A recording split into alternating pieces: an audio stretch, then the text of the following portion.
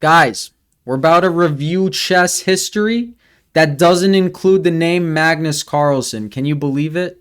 That is hard to come by nowadays. Teimur Radjabov is the youngest person to ever beat a former world champion in a classical tournament game of chess. So the year is 2003. Radjabov is 16 years old. He's playing in Spain. He's playing Garry Kasparov, the longest reigning world champion. And this game made Radjabov a household name. Maybe not to you guys, because now he's 37 years old. No spring chicken. It's hard to compete in chess now if you're not a grandmaster at the age of 3. I swear these kids become grandmasters before they learn their alphabet now. It's a little concerning. But we got e4, e6, and you know what sparked my interest in this video? Last tangent, I promise. I got paired against Radjabov on chess.com, so my rating is high enough to get paired, but I didn't win. I lost 3 bullet games in a row against him. He's very fast. All right, so we got a French defense, knight to c3. Are we going to get a win hour? No. We got knight f6. This game is going to oddly resemble the World Championship match, game 1, between Ding and Gukesh. All right, so we get pawn to e5, knight to d7. We get pawn to f4, striking with the f pawn. Very common. You're going to go knight f3. Good stuff will happen. This is the Steinitz variation. So c5, this is a French defense, so tension revolves around d4. Black is going to keep adding attackers to d4, and white is going to keep adding defenders to d4 to not lose the pawn. So we got knight to f3, knight to c6, basic development, bishop to e3, and pawn to a6. An interesting move. Somewhat, it keeps the knight out, but even the bigger reason behind it is to strike with b5. So he came to play today in the year 2003. And what's fascinating about this line is it holds true on most Frenches that the queen goes on b6, the knight goes on c6, and the pawn is on c5 aiming at d4. But it's quite nice that this pawn is overextended over here, or extended, should I say, because the light squared bishop is the garbage bishop in the French. And if you're able to put it on b7, it's still garbage, but it's fianchettoed garbage. Slightly better garbage. All right, knight to e2. This is a common rotation. If you saw game 1 of the World Championship match, you saw knight e2. And here we get pawn c4, which is actually a mistake. Typically, you don't want to play this move unless the bishop is on d3 and you're trapping it. Otherwise, it's known to be an overextension. Maybe they didn't know this in 2003. Maybe this was some of his prep. It's very interesting. Kasparov was a principled player, so when his opponent striked on one end of the board, he striked on the other. So we got g4. Now, I do like black's next move, pawn to h5, asking questions. If this pawn is extended, which it very much could be, we would get knight to e7, and this knight is then outposted here on f5, where it rotates over and is much better. And it's actually common in the French, too, to put the knight back on b8 and then c6, and then you're really coordinating here on d4. And if they go pawn to c3, then b3 becomes a weakness. So you try to get a knight back to a5. You get a lot of knight dances in the French. That's why I love it so much, aka the better Caro-Kann, might I add. There's a lot of knight dancing, and that's why I love it. So we get pawn takes pawn, rook takes. That is now a rook lift. That is an isolated pawn. That is a king in the center, and that is a king in the center. I'm just saying random facts about the position now. Knight to g3 kicks out the rook. So the rook slides back to h8. Bonus question. Can black castle? The answer is actually no. You might be like, but he didn't move his king. That's true, but he moved his rook. So on the rare occasion where the rook goes out and back in, you can't castle.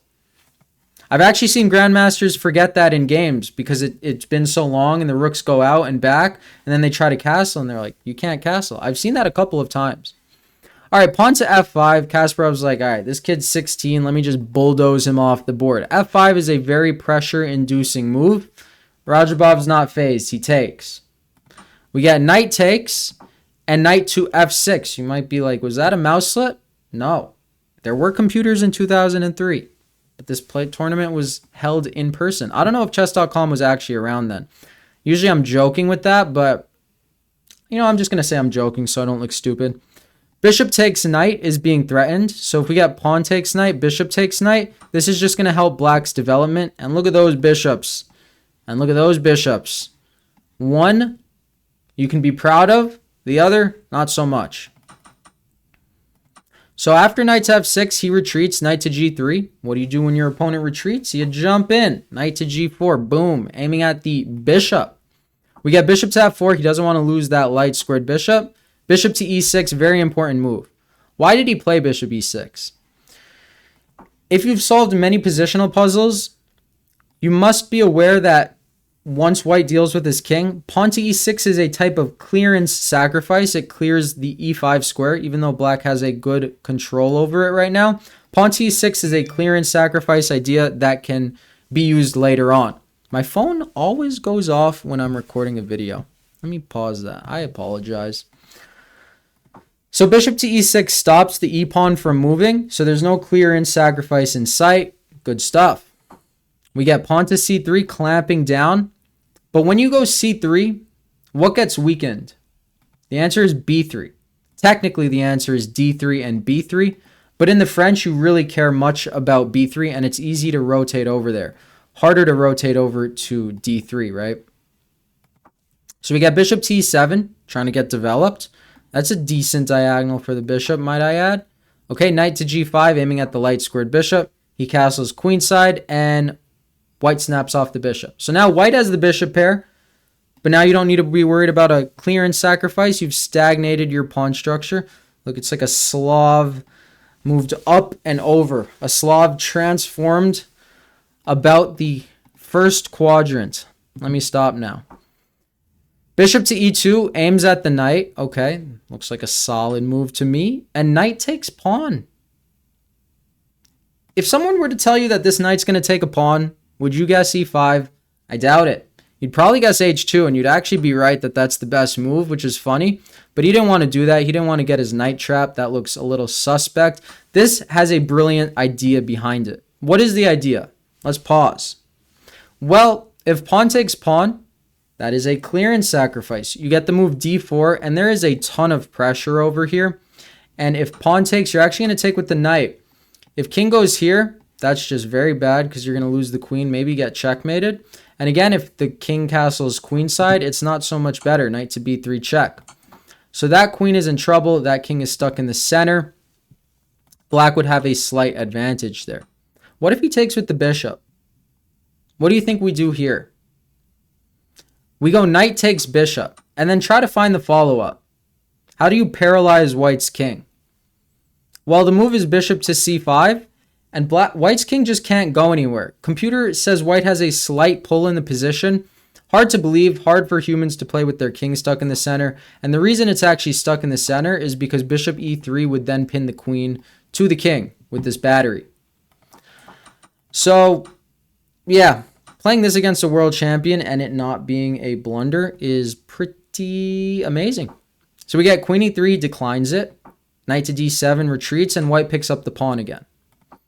All right, bishop to h4, pinning the knight. And also this queen is not so comfortable. Adding the king on the e-file as well.